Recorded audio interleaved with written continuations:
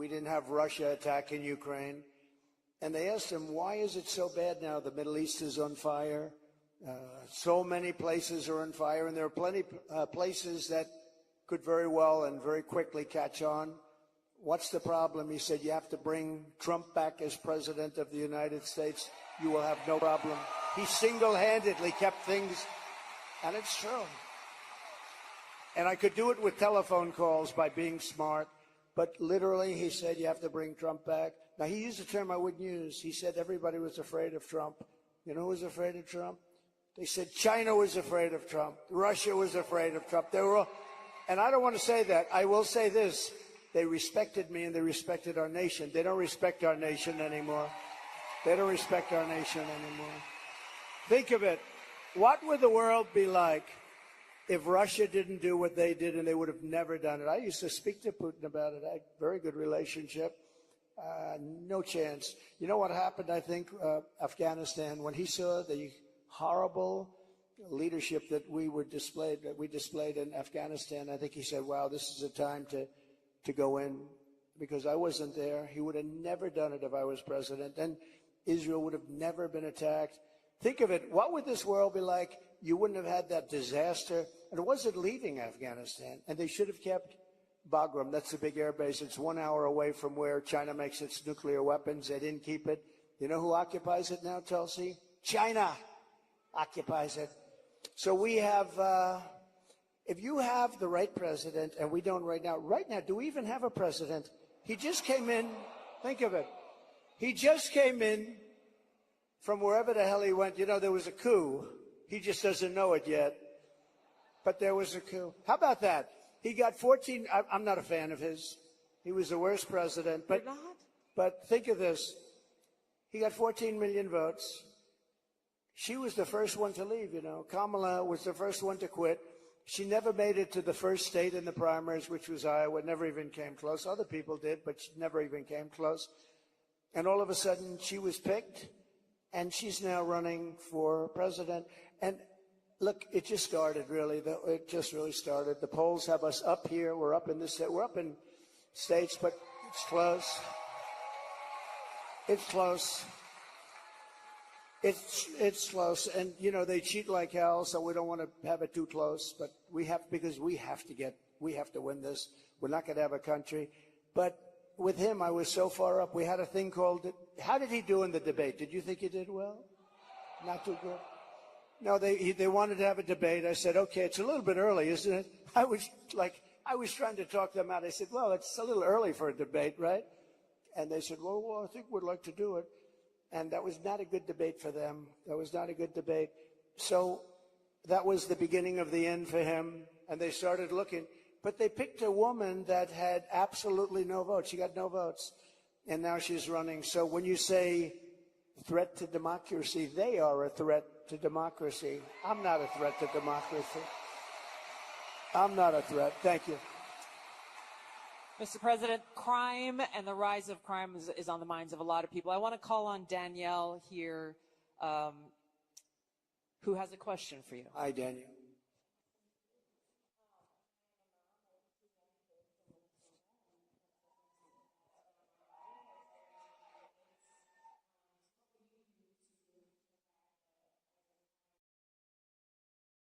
Well, you need, and you get a lot of those questions from Minnesota. But you get a lot of those questions because Minnesota, I mean, they picked this guy.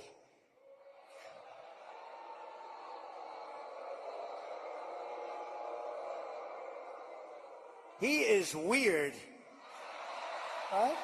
He's weird. I'm not weird. He's weird.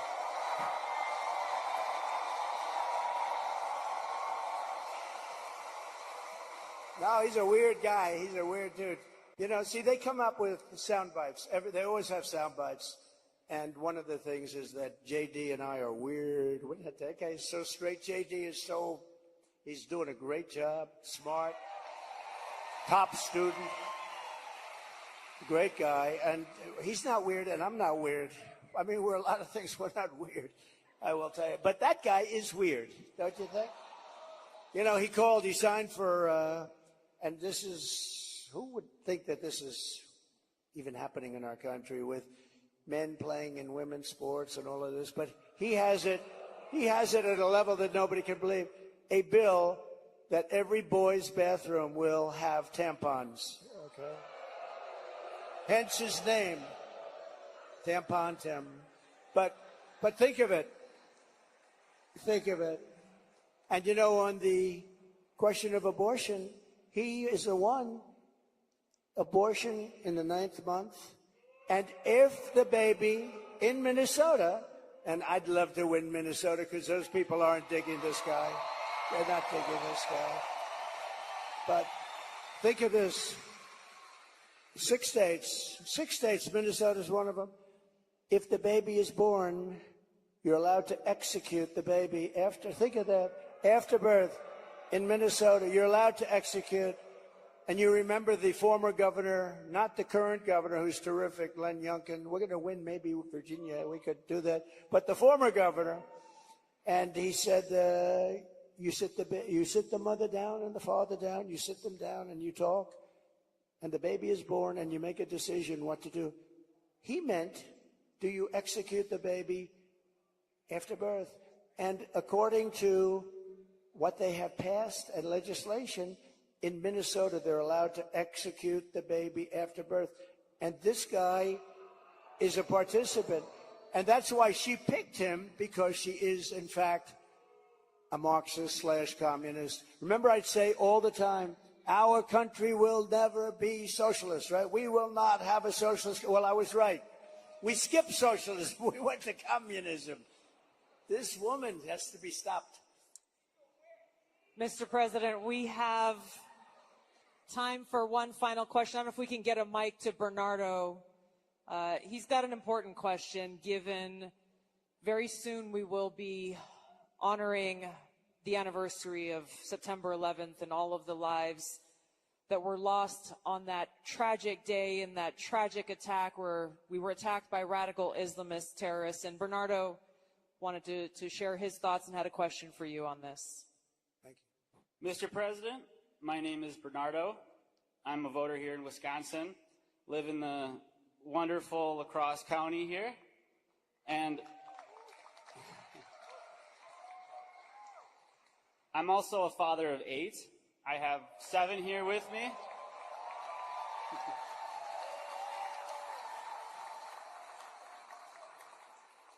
And it's the anniversary of 9/11 is coming up. I'm concerned that we're more vulnerable now than ever. And we have a Democrat nominee who doesn't even want to say the words, says we shouldn't say the words, radical Islamic terror. How are we going to protect America from a terrorist attack?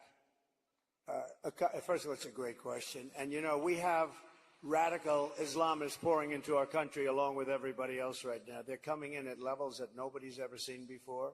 We kept them out. We had 1 year where Border Patrol put down, it was, I believe, 2019, where they, and I don't believe this, I don't believe it's right, but I'll take it. They said 0 came in 20, that was my term, 0.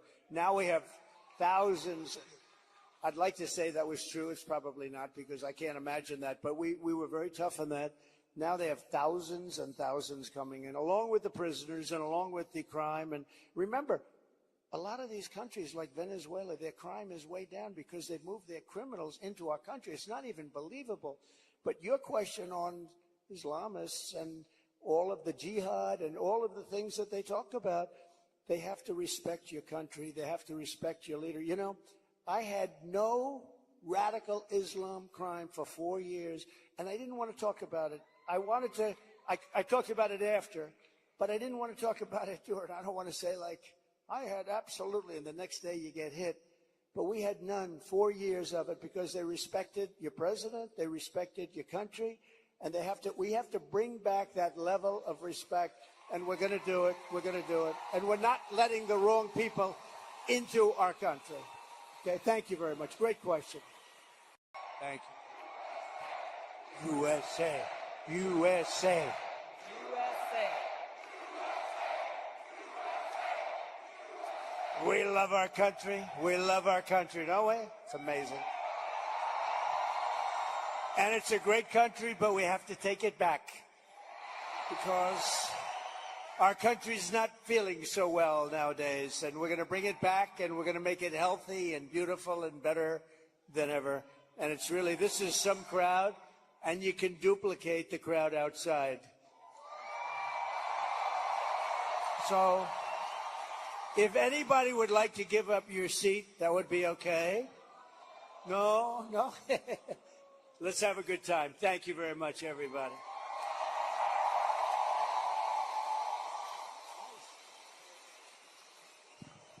That song gets me fired up every It's time. so great. Lee Greenwood is so great. Great guy, too. Well, thank you, Mr. President. Thank you. This is a very special evening for us all to have a conversation about some of the real issues that are facing Americans across the country and that don't get talked about often enough. And I want to start with one that's very personal to me, hard to talk about sometimes. This is only the second time I've spoken about it publicly, but my husband and I were married almost 10 years ago. We wanted to start a family. We were very excited about it. Unfortunately, it was very difficult. We were not successful in trying to get pregnant. For us, IVF seemed to be the only option and the last resort. As you know, it's a pretty difficult process. It's very, very expensive. I was in Congress at the time traveling. I would carry the medicine that I had to administer shots to myself sometimes in an airport bathroom. And ultimately, the most difficult part was every time going to the doctor for another transfer and hoping that it would result in a positive pregnancy test, and then being heartbroken over and over every time that test came back negative. Now, I know some of your opponents, your political opponents, are saying that you want to ban IVF. While it didn't work for us, it's worked for a lot of families. And I just know that there are women and couples in this crowd, or those who are watching here tonight, who may be going through this same struggle and are concerned about being able to have this option, either because they might not be able to afford it, or they're concerned that it just may not be available. And I'd love for you to talk to them about how they should feel.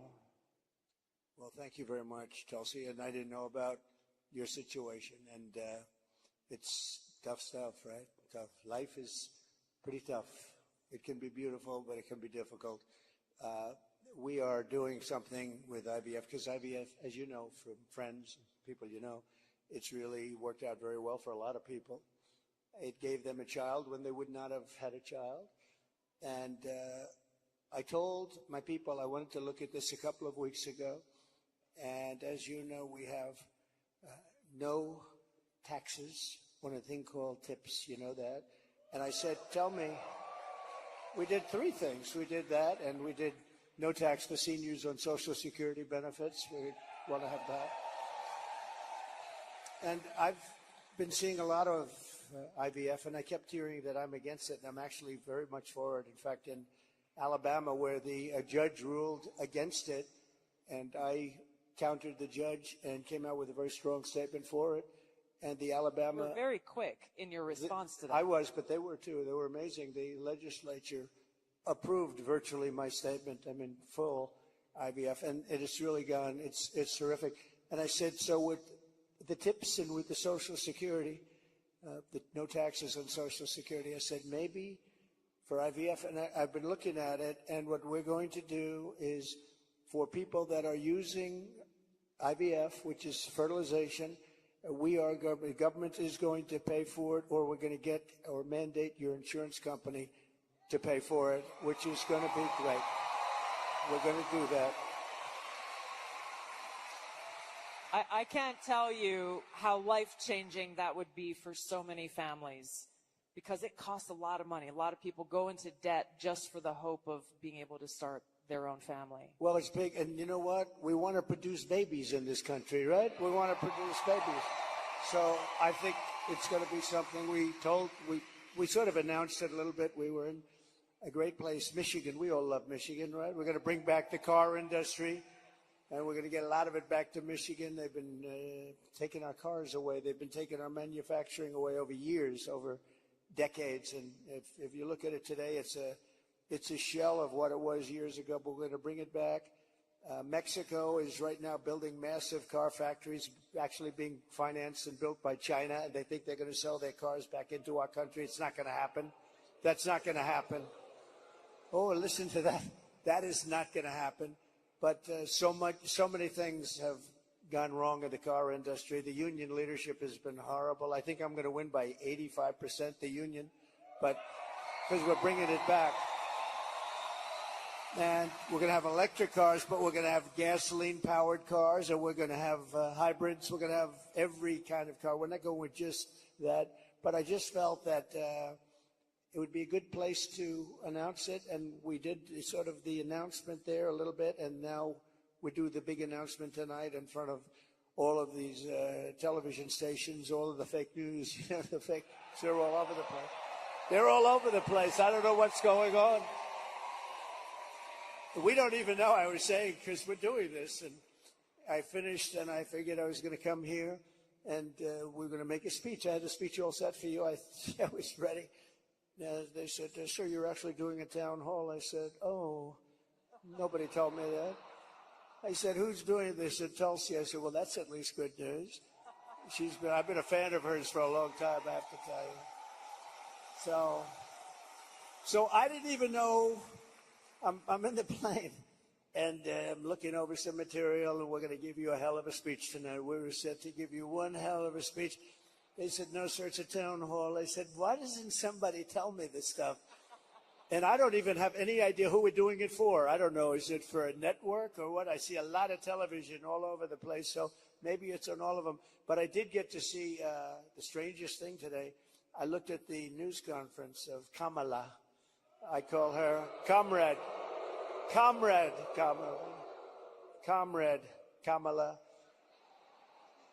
She's you know that, she's a Marxist. Her father was a Marxist before her. So she was brought up in the family tradition. And she really is, and this country is not ready for a Marxist. We don't want a Marxist as a president. And she destroyed San Francisco. She destroyed California. And we're not going to let it destroy our country. I'll tell you, it's not going to happen.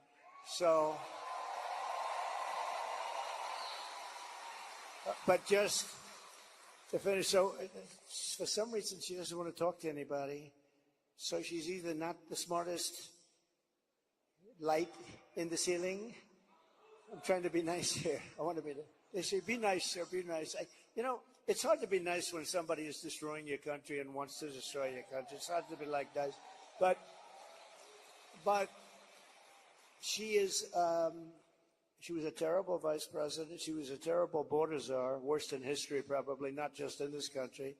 But the border, millions and millions of people, I say 20 million plus, have poured through the border during their term. I had the safest border in the history of our country. They have the most unsafe border in the history of the world. And they're coming through. And many of them are from prisons and jails. There's a slight difference, as you know, prisons and jails. Many are from mental institutions and insane asylums. And many are terrorists. And they're pouring into our country at a level. I don't know if you saw the news today, Tulsi. They had a group of, a lot of them, Venezuelan people with lots of machine guns taking over a building someplace. I'm looking, I'm saying, where is that? They went in and they took over a building. This is just the beginning. They're taking their criminals from all over the world, not just South America, not just Venezuela, which you've been reading about, all over the world. They're taking their criminals and they're dumping them into the United States. Kamala is allowing it to happen. And they want to give them papers. They want to make them citizens, and they want to give them your Social Security. They want to give them your Medicare. And your Social Security will collapse under her. I'm the one that's going to protect their Social Security. But they're coming. I will totally protect, as I did for 4 years. And there was no age increase. There was no anything. We're going to protect. They destroy you with inflation, and then they want to destroy your Social Security. It's not going to happen. But this is going to be the most important election in the history of our country. So I just want to say that it's an honor to be with you tonight. It's a forum that's very different because I have no idea who the hell is broadcasting it. But all we'll do is we'll talk because we're friends. I love this state. I gave them Marinette. We gave them a very big, Tulsi, we have a ship contract. And as you know, we gave Marinette yards, but we gave them a tremendous contract. They wanted it all over the country. I said, we're going to get it for Wisconsin, and it's a big one. And they're doing a great job, I understand. So we got that. And we're going to have a good time tonight. So let's go. Mr. President, you talked about immigration. We actually have Amber here who's quite concerned about that, and she's got a question for you.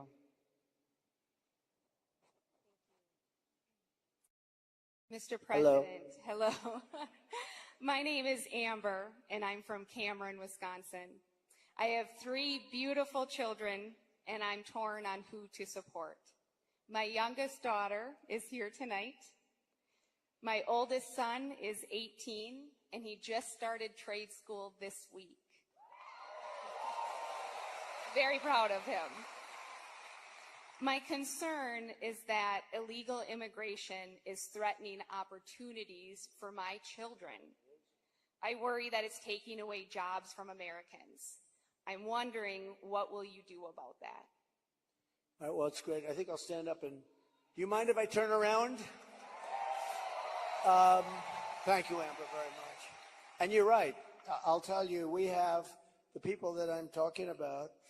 They're pouring in at levels never seen before. They're coming in by millions and millions, and a lot of them are taking the jobs for the black population, the Hispanic population, and unions are going to be very badly affected because, and I was talking to some of the union heads who I actually do get along with, but they're very concerned about it because the jobs that are, the people that are coming in are just taken, and it's going to start with the black population. African Americans are losing their jobs, and I don't know if you heard the latest statistic that of the jobs that these people created, which is very little, every single job was taken, about 107% was taken by illegal immigrants.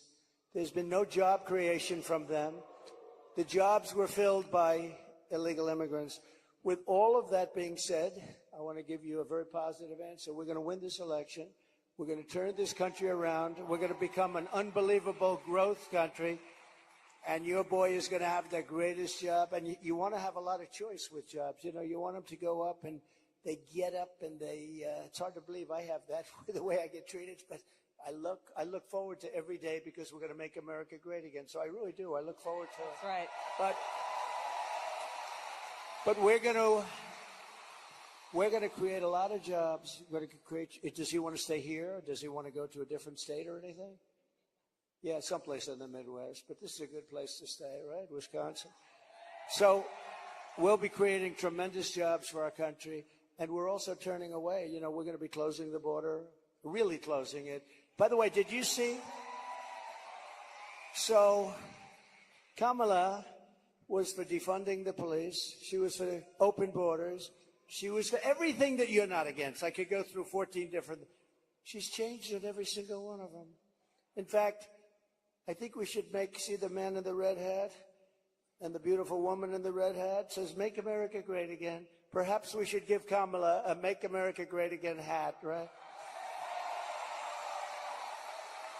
But the problem is, that's not her belief. Her belief is open borders. Her belief is getting rid of Social Security. Her belief is doing all of these plans like for health insurance where you have one big government-run mess. And if you have private plans, a lot of the people in this room have private plans. They're incredible plans. They worked hard to get those plans, and that's what they want. But with her, she wants to have, it's really a communist type of government. And I just saw her, Tulsi, she was sitting behind a desk doing this interview. And I said, Dana Bash, you could make yourself big tonight. All you have to do is be fair. I haven't seen the questions, but they gave out a sample. In fact, she's going to be on later on tonight with a taped. It was a taped. We're doing it live. Why are we doing it live and she's doing it taped? But But That's right. He's real. But she was sitting behind that desk, this massive desk, and she didn't look like a leader to me, I'll be honest. I don't see her negotiating with President Xi of China. I don't see her with Kim Jong-un like we did with Kim Jong-un. So we're going to have to see what happens. I'll tell you what, November 5th is going to be the most important day in the history of this country. Will be. Mr. President, there are a lot of people who want to feel hopeful about our future. I want to introduce you to Luke, who is one of those people. Hi. Hello, Mr. President. Good-looking guy. Thank you. My name is Luke Pulaski, and I'm a junior here at the University of Wisconsin-La Crosse. I'll be voting for the first time in November, and I'm researching each candidate. I have two questions for you. First, as I've been living on my own and buying my own gas and groceries, I have noticed that everything has become more expensive. For me personally, I try to eat healthy and stay lean. A pound of meat has gone from $4 to almost $7. I also would like to buy a home someday, but that seems just impossible now. What's your plan to make life more affordable and bring down inflation for someone like me? Very good. Thank you. Good. It's probably the question I get most. You know, they say you're going to vote with your stomach. I don't know if you've heard it, but it's a little bit true. And groceries, food has gone up at levels that nobody's ever seen before. We've never seen anything like it, 50, 60, 70%. You take a look at bacon and some of these products, and some people don't eat bacon anymore. And we are going to get the energy prices down. When we get energy down, you know, this was caused by their horrible energy wind. They want wind all over the place. But when it doesn't blow, we have a little problem. This was caused by energy. This was really caused by energy and also their unbelievable spending. They're spending us out of wealth, actually. They're taking our wealth away. But it was caused by energy. And what they've done is they started cutting way back. We were in third place. When I left, we were by far in first place, beating Russia, beating Saudi Arabia. And we were going to dominate to a level that we've never seen before. And then we had a bad election. I'll be very nice. I'm supposed to be nice when I talk about the election, because everybody's afraid to talk about, oh, please, sir, don't talk about the election, please. You know, if you can't talk about a bad election, you really don't have a democracy if you think about it, right?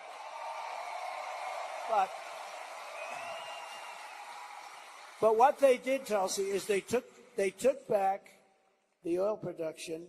The oil started going crazy. That started the inflation. Then they went back. They said, go back to where Trump was. The problem is that we would have been 3 times that level right now. We would have been so dominant over Russia and Saudi Arabia. Look, Saudi Arabia, Russia, a lot of oil. We would have had more. You know, we had something in Alaska, Anwar, that I created. I mean, Ronald Reagan wanted it. You remember? Ronald Reagan wanted it. They all wanted it. And I got it approved. Nobody was able to get it approved. I got it approved. And the first week in office, they turned it back. They said, no, it's the biggest site possibly in the world. Could be bigger than Saudi Arabia. Well, we're going to start that up. We're going to become the energy capital of the world. We're going to pay down our debt, and we're going to reduce your taxes still further. And your groceries are going to come tumbling down, and your interest rates are going to be tumbling down. And then you're going to go out, you're going to buy a beautiful house, okay? You're going to buy a beautiful house. That's called the American dream. The American dream. Thank you. Mr. President, I want to ask you a question about national security, but first I think it's important to point out what Luke is talking about, the cost of groceries, the cost of gas, the cost of housing, mortgages, rent, everything has gone up. Kamala Harris's plan that she has announced is government price controls. And I think it's important to touch on, you just laid out your plan. What's going to happen if Kamala Harris institutes price controls? So that's a communist plan. It's never worked. And it's been tried by others. Believe it or not, Richard Nixon tried it. A lot of people tried it. It's been tried many times, and it always leads to the same failure. Tremendous inflation, lack of product. You don't have anything. The stores are not stocked. It has never worked. It's called control. They want control. And you know, look, it's been so often, and everybody that comes in, they say it, it sort of sounds great. We're going to go price control. Actually, when she announced it, she got absolutely slaughtered by even Democrats because it doesn't work. It's a known loser. So now she doesn't talk about it. Do you notice she doesn't talk about climate change anymore? She's not talking about it. You know why? Because people don't want to hear it. They want to live a good life. They want to live a life. They don't want to stop your industry with climate change. They used to call it different things, global warming. Remember, that wasn't working because it was getting a little bit cooler. So they said, what are we going to do? We'll call it global cooling. No. So they came up with the words climate change because that takes care of everything. Climate change. The climate's changing, but according to them, we're all going to be gone in about, what do we have, 3 years left? They had 12 years, remember? So in about 3 years, let me tell you, we do have a problem, though. It's climate change, but a different kind of climate change. It's called nuclear global warming. We can say that's global warming. And if we don't have a smart president, you know, you have 5 nations now with pretty massive nuclear power. Some have very massive, including us and Russia. China's behind, way behind, but within 4 or 5 years, they'll catch up. And we don't want them to catch up. Look, the biggest problem, in my opinion, the biggest problem our country has, the biggest problem the world has, is nuclear weapons. They are a destructive force, the likes of which nobody has ever seen before. And we have to make sure they're never used. We have to make sure it's not going to happen. You're exactly right. You brought up Ronald Reagan already. Ronald Reagan famously said, a nuclear war can never be won and should never be fought. And I think it's interesting you talked about climate change, Mr. President. The Democrats and Kamala Harris, they were quick to talk about how climate change is an existential threat. But what they're not talking about is the existential threat of nuclear war and World War III, which is exactly where we sit today because of the warmongers and their puppets, Joe Biden and Kamala Harris. And they don't want to talk about it because the consequence of where they have taken all of us as the American people and the world is economic hardship around the world, a destruction of our economic well-being, and an annihilation of humanity, our families, our kids, our communities around the world. There's a recent poll that YouGov did that pointed out over 60% of Americans feel that World War III and nuclear war is going to happen within 5 to 10 years. And when I heard that, I felt so sad because they're at a point where they feel like this outcome, the annihilation of the world, is inevitable. So I wanted to ask you about this because it's important that people understand what kind of leadership you bring, what you will do to stop this slide towards nuclear war and World War III so that we can feel hopeful again. Well, thank you. So Viktor Orban, a very strong leader from Hungary, Prime Minister of Hungary, they asked him recently about what's the problem in the world. A few years ago, during my time, we didn't have Israel being attacked. We didn't have Russia attacking Ukraine. And they asked him, why is it so bad now? The Middle East is on fire. So many places are on fire, and there are plenty places that could very well and very quickly catch on. What's the problem? He said, you have to bring Trump back as president of the United States. You will have no problem. He single-handedly kept things, and it's true. And I could do it with telephone calls by being smart. But literally, he said, you have to bring Trump back. Now, he used a term I wouldn't use. He said everybody was afraid of Trump. You know who was afraid of Trump? They said China was afraid of Trump. Russia was afraid of Trump. They were all, and I don't want to say that. I will say this. They respected me and they respected our nation. They don't respect our nation anymore. They don't respect our nation anymore. Think of it. What would the world be like if Russia didn't do what they did, and they would have never done it? I used to speak to Putin about it. I had a very good relationship. No chance. You know what happened, I think, Afghanistan, when he saw the horrible leadership that we displayed in Afghanistan, I think he said, wow, this is a time to go in, because I wasn't there. He would have never done it if I was president, and Israel would have never been attacked. Think of it. What would this world be like you wouldn't have had that disaster. And it wasn't leaving Afghanistan. And they should have kept Bagram. That's the big air base. It's 1 hour away from where China makes its nuclear weapons. They didn't keep it. You know who occupies it now?